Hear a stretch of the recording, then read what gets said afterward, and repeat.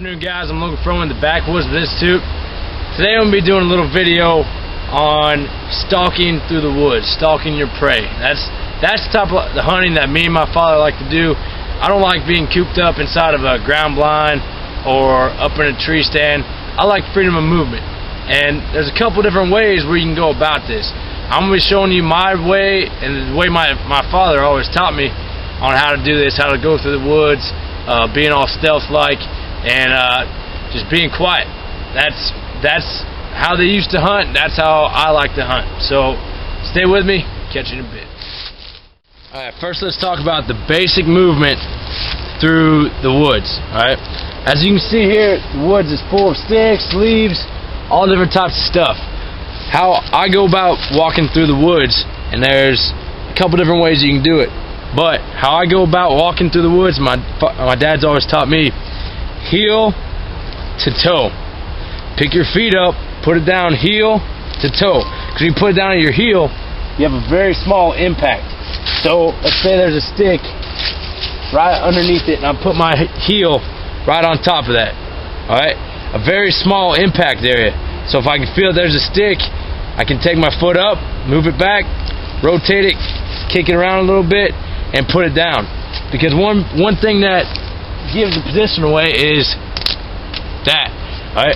Breaking sticks, that pop, that noise right there. As you can hear, just the crunching of the leaves, that gives your position away. Alright? So let's put that back over there.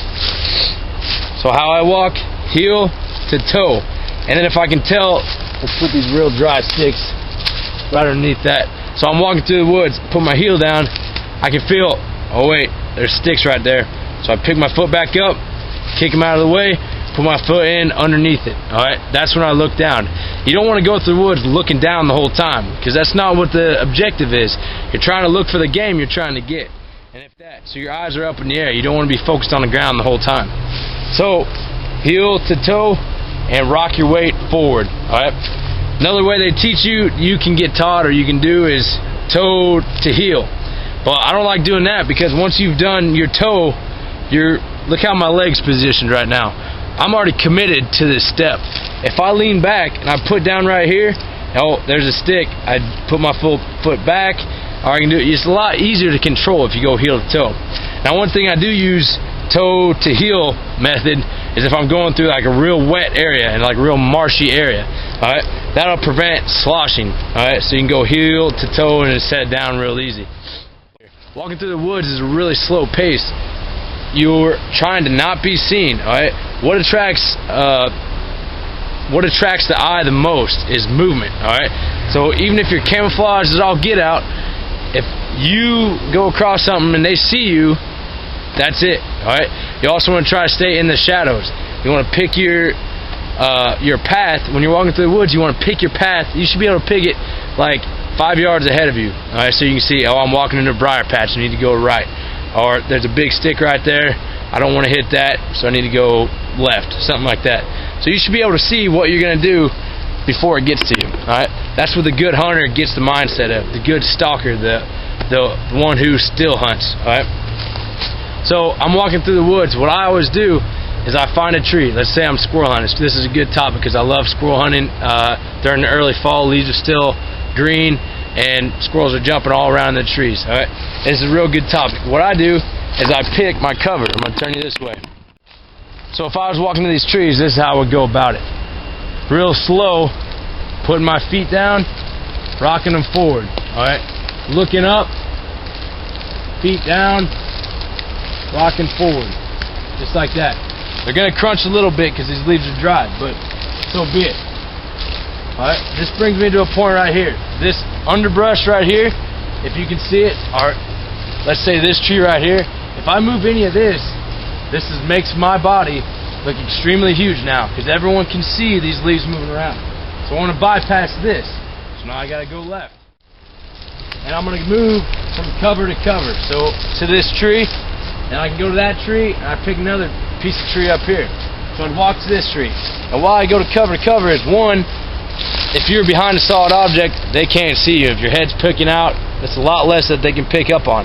But it's also a rest to shoot, because I like taking 22s and I'll go from tree to tree to tree and just rest and look up in the air for anything that's moving. Alright, and then keep going from tree to tree to tree like that. Those are some big key points. Move from cover to cover, heel to toe, and try not to step on sticks. Just move them out of the way, pick up your foot, and move them back. Like I said, if you go heel to toe, you're not committed to that step yet, and you can pull yourself back. Alright, this brought me to another point.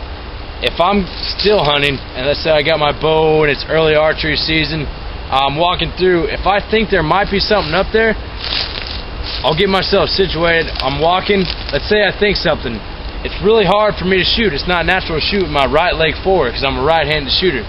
So what I'll do is, if either I'm already there, I got a tick on my neck. Hold on. Get out of here. Alright. If I get to here and I think something's up, I can either pull back, but then it's hard for me to go back because I can't remember what I just stepped on or what I stepped over.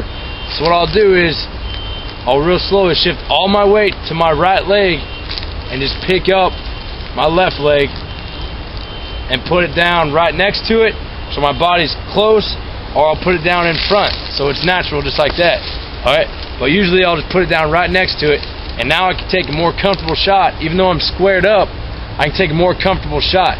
If you have enough time, shift it forward so you're shooting naturally. Alright, it's all about comfort. It's all about walking through the woods, being patient. I love this type of hunting. This is the only thing, it's pretty much the only thing I'll do. And I'll walk to a spot and I'll sit down for a little bit and I'll stand right next to a tree. I got some cover and I'll just listen and watch, and if I don't see nothing there, I'll walk down to the next trail, next intersection where I think they might be coming through. And you might jump one up out of a bed, but if you're real quiet and you're real patient and you just look for anything that moves, like I said, the eyeball is attracted to movement. If you look for anything that moves, you have a real good chance of bagging that buck or bagging that doe, bagging that squirrel, whatever the game is. Alright? And one thing with big bucks, if you're going through the bedding area and you're still hunting like I like to do, always keep in mind behind you, alright? Because what the big bucks will do, they'll wait till you walk through their area and they'll lay patient, put their head down, and get out the back door, alright?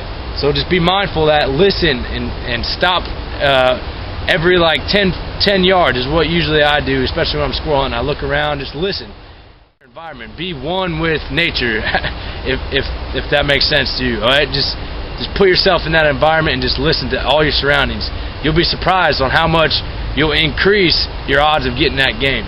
So, hope you guys learned a lot. This is my little one-on-one on stalking and still hunting. Alright, it's my favorite type of hunting to do. That's in my blood. It's in my father's blood, and he's passed it down to me. So keep passing on these traditions, and I hope you guys learned a lot. Catch you in a bit.